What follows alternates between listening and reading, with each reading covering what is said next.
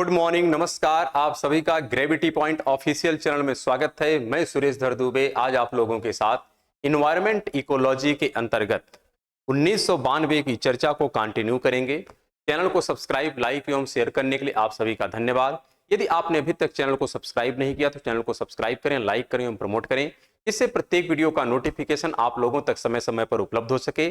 प्रत्येक वीडियो का PDF material भी टेलीग्राम चैनल पर उपलब्ध है, आप उसे वहां से डाउनलोड करें, जिसका लिंक नीचे कमेंट बॉक्स में दिया गया है। इस प्लेटफॉर्म के माध्यम से आप लोगों को प्रैक्टिस सीरीज मिल रही है, कॉन्सेप्ट ज्योग्राफी की सीरीज मिल रही है, इन्वायरमेंट इकोलॉजी की सीरीज मिल रही है, मानचित्र द्वारा विश्व के भूगोल की सीरीज मिल रही है और साथ में आपको कुछ क्विज टाइप के प्रश्न भी उपलब्ध हो रहे हैं।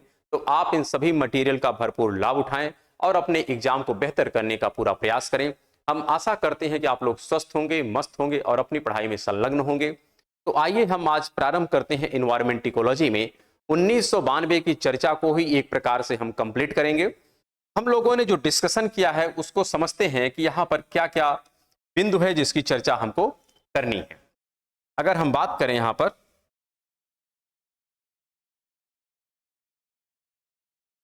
पर अगर हम डिस्कस करें तो एक बिंदु है, हम लोग चर्चा कर रहे थे। सबसे पहला हमने डिस्कशन किया कि 1988 में, तब 1988 में IPCC का गठन किया गया। इसकी रिपोर्ट आई AR1 और ये कब आई है? 1990 में आई है इसकी पहली रिपोर्ट। फिर यहां पर हमने कहा कि इसी रिपोर्ट के आधार पर एक बनाया जाता है INC, inter governmental negotiating committee, और ये बनती है 1991 में। इसी रिपोर्ट के आधार पर 1992 में एक सम्मेलन होता है जिसका नाम है पृथ्वी सम्मेलन, या जिसको हम कहते हैं रियो सम्मेलन, और इसी का ऑफिशियल नाम है UNCET, United nation convention on environment and development. फिर हमने यह डिस्कशन किया कि जो यह 1992 का रियो सम्मेलन है या पृथ्वी सम्मेलन है, इसमें कुछ कार्य किए गए हैं। एक तो है जो मरुस्थलीकरण पर कार्य करेगा। किस पर? मरुस्थलीकरण पर। इसके लिए जो निकाय है वह है UNCCT। फिर हमने कहा कि एक है जो जलवायु परिवर्तन के लिए बनाया गया है। किसके लिए? जलवायु परिवर्तन के लिए। इस पर कौन सा निकाय है? तो UNFCCC है, United nation framework convention on climate change. फिर हमने कहा एक और बनाया गया है जिसका काम है जैव विविधता पर। इस पर जैव विविधता पर, और इसका नाम है CBD। इसके साथ साथ हम बात कर रहे थे कि एक निकाय और है जो काम करता है, उसका नाम है एजेंडा 21। लेकिन एक बात आपको स्पष्ट होनी चाहिए, इसी दौरान एक और कार्य किया गया है, और वह कार्य क्या था? वह कार्य था यहां पर ग्लोबल इन्वायरमेंट फैसिलिटी की शुरुआत। किसकी शुरुआत की गई थी? ग्लोबल इन्वायरमेंट फैसिलिटी की शुरुआत। ध्यान रखिएगा, यह पॉइंट आपको काफी ज्यादा ध्यान में रखना है। अर्थात 92 में कई चर्चाएं की गई हैं, जितना किया जाए उतना कम है। फिर भी प्रमुख रूप से देखा जाए, मरुस्थलीकरण पर कार्य प्रारंभ किया गया है, जलवायु परिवर्तन पर कार्य प्रारंभ किया गया है, जैव विविधता पर प्रारंभ किया गया है, एजेंडा 21 पर कार्य किया गया है, साथ में ग्लोबल इन्वायरमेंट फैसिलिटी पर कार्य किया गया है। ये जो ग्लोबल इन्वायरमेंट फैसिलिटी है, पहले इसके विषय में थोड़ा सा डिस्कशन करते हैं कि ये क्या है, फिर हम एजेंडा 21 का डिस्कशन प्रारंभ करेंगे। यहां पर अगर हम डिस्कस करें ग्लोबल इन्वायरमेंट फैसिलिटी, आपको यह स्पष्ट होना चाहिए कि जो ग्लोबल इन्वायरमेंट फैसिलिटी है, यहां पर ग्लोबल इन्वायरमेंट फैसिलिटी, यह भी 92 की घटना है। इसका पूरा नाम तो स्पष्ट हो गया, ग्लोबल इन्वायरमेंट फैसिलिटी। यह जो संस्था है, यह 18 संस्थाओं के साथ मिलकर के, इसके साथ 18 संस्थाओं के साथ मिलकर 184 राष्ट्रों में वित्तीय, क्या, वित्तीय सुविधाओं, वित्तीय सुविधाओं का कार्य करती है, वित्तीय सुविधाओं को मुहैया कराने का कार्य करती है। क्या स्पष्ट होना चाहिए कि इसका प्रमुख कार्य क्या है? वित्तीय सुविधा, ध्यान है क्या, वित्तीय सुविधा मुहैया कराने का कार्य करती है। कितने संस्थाओं के साथ मिलकर के कार्य करती है? 18 संस्थाओं के साथ मिलकर के काम करती है। कितने राष्ट्रों में काम करती है? 184 राष्ट्रों में कार्य करती है। एक पॉइंट क्लियर हो गया। अब हम बात करते हैं, यहां पर जो 18 संस्थाएं हैं इसमें कुछ प्रमुख संस्थाएं हैं जिसका नाम हम लिख देते हैं। इसमें जो ग्लोबल इन्वायरमेंट फैसिलिटी है, यह किसके किसके साथ मिलकर के कार्य करती है? इसमें है यूनाइटेड नेशन डेवलपमेंट प्रोग्राम है, साथ में बात करें तो यूनाइटेड नेशन इन्वायरमेंट प्रोग्राम है, क्या है, यूनाइटेड नेशन इन्वायरमेंट प्रोग्राम है, वर्ल्ड बैंक है, कौन है, वर्ल्ड बैंक है। इसके अतिरिक्त अगर हम बात करें तो UNFCCC है, CBD है, UNCCD है। फिर यहां पर हम बात कर सकते हैं अन्य जितने भी इस प्रकार की संस्थाएं हैं जो इन्वायरमेंट इकोलॉजी से संबंध रखती हैं इंटरनेशनल स्तर पर, वे सब इसमें पार्टिसिपेट करती हैं। अर्थात सबका इसमें कंट्रीब्यूशन होता है, सबके कोऑपरेशन से यह ग्लोबल इन्वायरमेंट फैसिलिटी कार्य करती है। ये बातें तो स्पष्ट हो गई।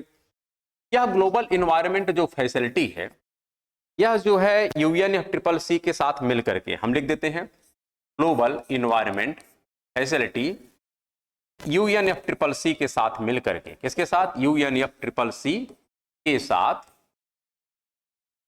मिलकर क्या करती है, जो लीस्ट, ध्यान रखिएगा, लीस्ट डेवलप्ड कंट्री हैं, लीस्ट डेवलप्ड कंट्रीज हैं, कंट्रीज की आधारभूत सुविधाओं को सुदृढ़ करने हेतु, क्या करने हेतु, सुदृढ़ करने हेतु वित्त मुहैया कराती है। क्या करती है, वित्त मुहैया कराती है। ये बात तो ठीक है। साथ में एक बात और ध्यान रखनी है, ये जो वित्त मुहैया कराया जाता है इसके लिए एक फंड बना है। कहां से वित्त मुहैया कराया जाता है? यहां पे हम कह सकते हैं वित्त मुहैया कराया जाता है। इससे एक यहां पर फंड है जिसका नाम है लीस्ट, क्या नाम है, लीस्ट डेवलप्ड कंट्रीज फंड। एक फंड ही बना है जिसका नाम है लीस्ट डेवलप्ड कंट्रीज फंड। इस फंड से फंड जारी किया जाता है। किसको जारी किया जाता है? जो अल्प विकसित राष्ट्र हैं उनको जारी किया जाता है। उद्देश्य क्या है? मूलभूत सुविधाओं को सुदृढ़ करना। लेकिन ये मूलभूत सुविधाएं किस दृष्टिकोण से होंगी, तो ये ध्यान रखना है, जो यहां पर आधारभूत सुविधाएं हैं, क्या है, आधारभूत सुविधाएं हैं, इसमें किसको शामिल किया जाता है? इसमें हम शामिल करते हैं जो संकटग्रस्त पारिस्थितिकीय तंत्र हैं। ध्यान रखिएगा, संकटग्रस्त पारिस्थितिकीय तंत्रों को सुदृढ़ करने के लिए, ध्यान रखिएगा यहां पर, सुदृढ़ करने के लिए, अर्थात जो भी अल्प विकसित राष्ट्र हैं, इन राष्ट्रों में जो संकटग्रस्त पारिस्थितिकीय तंत्र हैं, इसको सुदृढ़ प्रदान करने के लिए, सुदृढ़ता प्रदान करने के लिए इस फंड से पैसा जारी होता है। कौन जारी करता है? तो ग्लोबल इन्वायरमेंट फैसिलिटी, साथ में UNFCCC जो है, ये दोनों मिल करके ये फंड जारी करते हैं। आपके यहां ये सुविधाएं हम क्या करेंगे? सुदृढ़ करेंगे। लेकिन वो सुविधाएं किससे संबंध होगी? संकटग्रस्त जो पारिस्थितिकीय तंत्र है। लेकिन एक बात और ध्यान रखना है, यहां पर जो संकटग्रस्त पारिस्थितिकीय तंत्र है इसमें क्या क्या है, इसमें जलीय पारिस्थितिकीय तंत्र है और स्थलीय दोनों हैं, जलीय एवं स्थलीय पारिस्थितिकीय तंत्र को सुदृढ़ता प्रदान करने का कार्य किया जाएगा।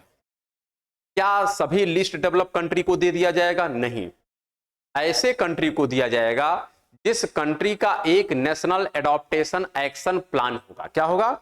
नेशनल एडॉप्टेशन एक्शन प्लान होगा, उसी को दिया जाएगा, बाकी सबको इसका फंड नहीं दिया जाएगा। तो हम कह सकते हैं नेशनल एडॉप्टेशन एक्शन प्लान जिस कंट्री का होगा उसी को फंड दिया जाएगा। यहां पर हम लिख सकते हैं जिस कंट्री ने क्या, या जिस कंट्री का,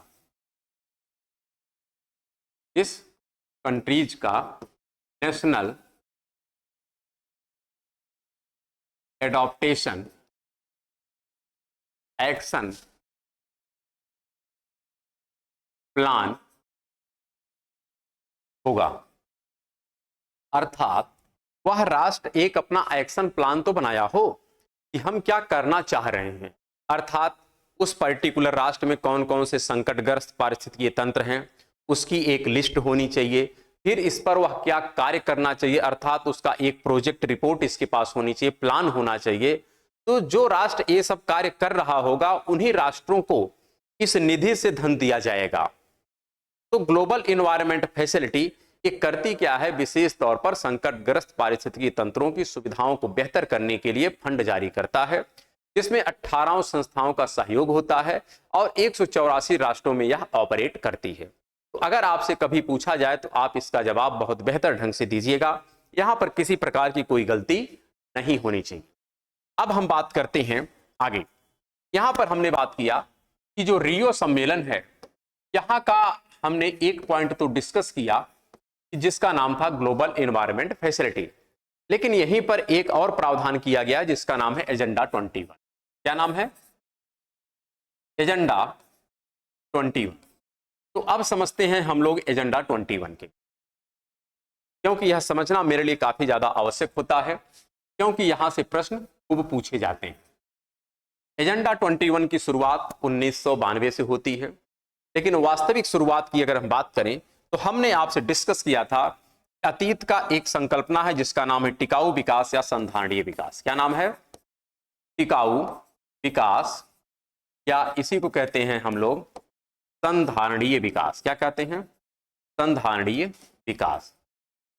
वैसे इसकी प्रॉपर डेफिनेशन 1987 में बर्टलैंड कमीशन के द्वारा दिया गया था, लेकिन इसके अंतर्गत जो बिंदु हैं, ध्यान रखिएगा, इस विकास में यानी संधारणीय विकास या टिकाऊ विकास की वास्तविक जो रूपरेखा है, क्या वास्तविक रूपरेखा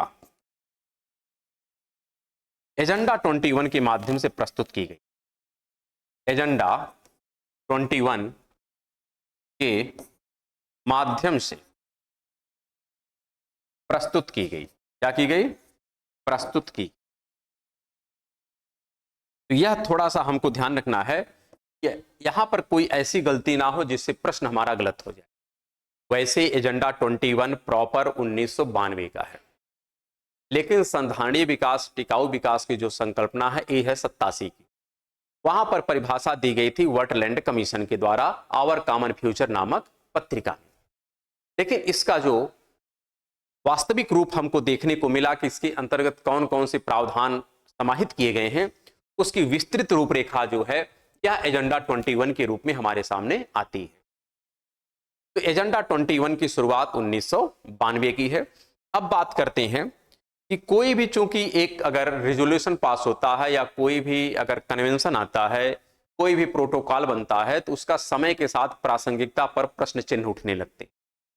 अभी भी यह प्रावधान प्रासंगिक है भी या नहीं है। जैसे हमने आपसे कहा था कि स्टॉकहोम सम्मेलन 1972 की घटना है, लेकिन जैसे जैसे समय बीता इसकी भी प्रासंगिकता पर प्रश्न चिन्ह उठने लगा। फिर उसको और ज्यादा सुदृढ़ता प्रदान करने के लिए, उसको और ज्यादा इनरिच करने के लिए, और ज्यादा इनहांस करने के लिए 87 में बर्टलैंड कमीशन की रिपोर्ट आती है। उसी प्रकार इस टिकाऊ विकास या संधारणीय विकास का जो वास्तविक रूप एजेंडा 21 है, इसकी भी समीक्षा की जाती है कुछ समय पश्चात। और यह प्रावधान किया गया था कि एजेंडा 21 की प्रत्येक 5 वर्षों पर समीक्षा की जाएगी। क्या कहा गया था? इसकी प्रत्येक 5 वर्ष पर समीक्षा, प्रत्येक 5 वर्ष पर क्या होगी? समीक्षा होगी। यह प्रावधान किया गया। इस समय के साथ इसकी प्रासंगिकता है भी या खत्म हो गई है। तो एजेंडा 21 क्या है, इसको हमें बहुत विस्तृत तरीके से नहीं पढ़ना है, हर एक पॉइंट याद नहीं करना है कि कौन कौन से पॉइंट, 21 पॉइंट दिए गए। 21 पॉइंट का तात्पर्य 21 लक्ष्य हैं। टिकाऊ विकास या संधारणीय विकास में जो कार्य करना है, जिसमें होता है गरीबी को दूर करना है, बेरोजगारी को दूर करना है, भूखमरी को दूर करना है, या पर्यावरण की क्षति को कम करना है, यही सारे पॉइंट उसमें लिखे गए हैं। तो इसका तात्पर्य है कि एजेंडा 21 में 21 जो विषय वस्तु लिखी गई है, उन विषय वस्तुओं के बारे में हम ना जाने कोई विशेष दिक्कत नहीं है। हाँ, लेकिन इसका क्या प्रोसीजर है, ये तो हमको समझना ही पड़ेगा। 21 एजेंडा 21 आया है 92 में, किसको वेरीफाई करने के लिए आया है? तो स्टॉक वर्टलैंड रिपोर्ट का जो संधारणीय विकास या टिकाऊ विकास है, इसी का वास्तविक या रूप है। यहां पर अगर हम आगे बढ़ें तो इसकी जो पहली समीक्षा होती है, अर्थात एजेंडा 21 जो है 1992 का, इसकी फर्स्ट समीक्षा, ध्यान रखिएगा, पहली समीक्षा जो होती है यह 1997 में होती है, जिसको हम कहते हैं, आप चाहते हैं पृथ्वी, यहां पर लिख देते हैं, इसको कहते हैं +5 समिट। ध्यान रखिएगा, +5 समिट है। अर्थात रियो डी जेनेरियो का जो 92 का सम्मेलन है, उसके ठीक 5 साल बाद है। इसी को कहते हैं पृथ्वी +5, इसका नाम है।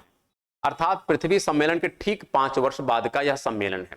इसको पृथ्वी +5 समिट भी कहते हैं, इसको +5 समिट भी कहते हैं। तो आप इस नाम को याद रखिएगा। और यह सम्मेलन कहां चल रहा था? न्यूयॉर्क में। न्यूयॉर्क कहां पर है? तो यूएस में है। यूएस में यह सम्मेलन चल रहा था और वहां पर एजेंडा 21 की क्या की गई है? समीक्षा की गई है। अब एजेंडा 21 में क्या विषय वस्तु है, वो तो बातें बाद की है, लेकिन समीक्षा जब की गई तो यह पाया गया अभी एजेंडा 21 प्रासंगिक है। अर्थात अभी इसको कह सकते हैं फेज आउट करना कहीं से भी उचित नहीं है। क्योंकि हम लोग देखते हैं ना, कोई भी जब पॉलिसीज या नीति बनाई जाती है तो यह पॉलिसीज या नीति अब समय के साथ प्रासंगिक है भी या नहीं। अगर प्रासंगिक है तो कंटिन्यू करो, और लगता है कि अब प्रासंगिकता पर प्रश्न चिन्ह उठ रहा है तो उसमें कुछ परिवर्तन करो। तो पहली समीक्षा में एजेंडा 21 में किसी प्रकार की कोई कमी नहीं पाई गई और कहा गया कि अभी एजेंडा 21 क्या करेगा? कंटिन्यू रहेगा। उसके पश्चात पुनः एजेंडा 21 की सेकंड समीक्षा होती है। ध्यान रखिएगा, इसकी सेकंड समीक्षा की जाती है और 2002 में। कब की जाती है? 2002 में। कहां पर? जोहान्सबर्ग में। कहां की जाती है? जोहान्सबर्ग में इसकी समीक्षा होती है। और यहीं पर कहा जाता है कि एजेंडा 21 को, किसको? एजेंडा 21 को मिलेनियम डेवलपमेंट गोल MDG से रिप्लेस किया गया। क्या किया गया? रिप्लेस किया गया। अर्थात जो एजेंडा 21 था इसको रिप्लेस कर दिया गया, किससे? मिलेनियम डेवलपमेंट गोल से। ध्यान रखिएगा, जो टिकाऊ विकास था, संधारणीय विकास था, उसी का परिवर्तित रूप एजेंडा 21 है, उसी का परिवर्तित रूप मिलेनियम डेवलपमेंट गोल है। लेकिन कब आया है? 2002 में आया है। और पुनः इस मिलेनियम डेवलपमेंट गोल को फिर से चेंज कर दिया गया। तो आगे हम बात करते हैं कि जो मिलेनियम डेवलपमेंट गोल है, जिसके अंतर्गत 8 लक्ष्य हैं। कितने लक्ष्य हैं? 8 लक्ष्य हैं। और यह कब का है? 2002 की घटना है। इसमें 8 लक्ष्य हैं। 8 लक्ष्य क्या क्या हैं, इसकी भी हम चर्चा कर लेंगे नेक्स्ट एपिसोड में। तो उसमें हम बताएंगे कि 8 लक्ष्य कौन कौन से हैं। लेकिन अभी तो हम इसकी पूरी हिस्ट्री बता रहे हैं कि जो टिकाऊ विकास या संधारणीय विकास था, जिसका रूप बदल करके एजेंडा 21 हुआ, और उसी का रूप 2002 में बदल करके क्या रख दिया गया, मिलेनियम डेवलपमेंट गोल कर दिया गया। अब इसकी भी समीक्षा होती है और इसकी समीक्षा की जाती है 2012। कब की जाती है? 2012 में समीक्षा होती है किसकी? इस मिलेनियम डेवलपमेंट गोल की। और यहां पर कहा जाता है, यहां पर मिलेनियम डेवलपमेंट गोल को एसडीजी सस्टेनेबल डेवलपमेंट गोल से रिप्लेस करने का प्रस्ताव पास किया गया। क्या किया गया? पास किया गया। ये स्पष्ट रखिएगा, प्रस्ताव पास हुआ, क्योंकि जो एजेंडा 21 है इसका कार्यकाल था 10 वर्षों का। एजेंडा 21 का कार्यकाल कितने वर्षों का है? 10 वर्षों का है, 1992 से 2002 तक। फिर 2002 में चूंकि मिलेनियम डेवलपमेंट गोल आ गया और इसका कार्यकाल था 2015 तक। कब तक था? 2015 तक, ध्यान रखिएगा। तो यहां पर 2012 में ही मिलेनियम डेवलपमेंट गोल को सस्टेनेबल डेवलपमेंट गोल से रिप्लेस करने का प्रस्ताव पास कर दिया गया। ध्यान है? तो यह प्रस्ताव पास किया गया और इस प्रस्ताव को वास्तविक, ध्यान रखिएगा, यूनाइटेड नेशन की जो 70वीं बैठक थी, कौन सी बैठक थी? 70वीं बैठक में, और ये 70वीं बैठक जो चल रही थी, ये हम यहां पर बात कर लेते हैं। 70वीं बैठक जो 2015 में चल रही थी। कब चल रही थी? 2015 में। ध्यान रखिएगा, यूनाइटेड नेशन की 70वीं बैठक 2015 में, इसे क्या कर दिया गया? स्वीकार कर लिया गया। क्या कर लिया गया? स्वीकार कर लिया गया। अर्थात जो मिलेनियम डेवलपमेंट गोल था उसके स्थान पर अब सस्टेनेबल डेवलपमेंट गोल कार्य करेगा। लेकिन यह प्रस्ताव पास कब किया गया था? 2012 में। और ये जो प्रस्ताव पास हुआ था, जिस पत्रिका के माध्यम से हम लोगों के सामने प्रकाश में आया था, इसका प्रकाशन किस में हुआ था? तो आपसे पूछा जा सकता है, इसका प्रकाशन इसमें हुआ था द फ्यूचर वी वांट नामक पत्रिका में। The future we want, the future we want नामक पत्रिका में। आपसे पूछा जा सकता है, एक हमने इससे पूर्व डिस्कशन किया था वेटलैंड, उसमें था आवर कॉमन फ्यूचर। यहां पर है द फ्यूचर वी वांट। क्या है? The future we want. यहां पर थोड़ा सा हटाते हैं, थोड़ा सा ठीक ठाक लगे। We want, the future we want नामक जो पत्रिका है, इसका संबंध किससे है? इसका संबंध 2012 का है, जहां पर मिलेनियम डेवलपमेंट गोल के स्थान पर सस्टेनेबल डेवलपमेंट गोल के लाने का प्रस्ताव पास किया। ये बात तो ठीक हो गई। तो किस पत्रिका में लाया गया था? द फ्यूचर वी वांट नामक पत्रिका में यह प्रकाशित किया गया था। और 2015 में जब यूनाइटेड नेशन की 70वीं बैठक चल रही थी, उस समय इसको स्वीकार कर लिया गया कि अब हम क्या करेंगे, मिलेनियम डेवलपमेंट गोल के स्थान पर सस्टेनेबल डेवलपमेंट गोल को एक्टिवेट करेंगे। तो यहां पर आ जाता है सस्टेनेबल डेवलपमेंट गोल। और जो सस्टेनेबल डेवलपमेंट गोल है, इसमें 17 लक्ष्य हैं। कितने हैं? 17 लक्ष्य हैं। 169 यहां पर टारगेट है। और इसका जो कार्यकाल है, क्या कार्यकाल 15 वर्षीय है। क्या है? 15 वर्षीय कार्यकाल है। और इसकी शुरुआत होती है 1 जनवरी 2016 से 31 दिसंबर 2030 तक। अर्थात सस्टेनेबल डेवलपमेंट गोल जो वर्तमान में चल रहा है, यह अतीत का संधारणीय या टिकाऊ विकास है। उसी का रूप बदल करके एजेंडा 21 हुआ, उसी का रूप बदल करके मिलेनियम डेवलपमेंट गोल हुआ, और उसी का रूप बदल करके वर्तमान में सस्टेनेबल डेवलपमेंट गोल है। इसके अंतर्गत 17 लक्ष्य दिए गए हैं और 169 टारगेट दिए गए हैं। आपसे प्रश्न किसी ना किसी रूप में पूछा जाता है। तो अब हमको यह भी देखना पड़ेगा कि सस्टेनेबल डेवलपमेंट गोल की जो 17 लक्ष्य हैं, ये कौन कौन से। तो हम लोग जो नेक्स्ट क्लास होगा, नेक्स्ट क्लास में 2 विषय वस्तु की चर्चा करेंगे। एक तो इसकी चर्चा करेंगे कि सस्टेनेबल डेवलपमेंट गोल में जो 17 लक्ष्य ये कौन कौन से हैं। साथ में यह भी डिस्कशन करेंगे कि मिलेनियम डेवलपमेंट गोल में जो 8 लक्ष्य हैं ये कौन कौन से हैं। हम दोनों लक्ष्य की चर्चा करेंगे। सबसे पहले चर्चा होगी मिलेनियम डेवलपमेंट गोल के 8 लक्ष्य क्या क्या हैं। उसके पश्चात हम डिस्कशन करेंगे सस्टेनेबल डेवलपमेंट गोल के 17 लक्ष्य। और इतना चर्चा करने के पश्चात फिर बाद में हम कुछ इंडेक्स की चर्चा करेंगे। इस पर इंडेक्स जो यूनाइटेड नेशन कह सकते हैं हर साल जारी करता है, उसमें भारत की रैंक क्या है, और भारत का जो नीति आयोग जारी करता है इंडेक्स भारत के राज्यों का, उसमें भारत के राज्यों की क्या पोजीशन है उसकी भी चर्चा हम लोग करेंगे इसी क्रम में। तो अब शेष चर्चाएं हम लोग जो है वो नेक्स्ट क्लास में करेंगे, इसलिए अब हम मिलेंगे कल के क्लास में। तब तक के लिए नमस्कार, धन्यवाद।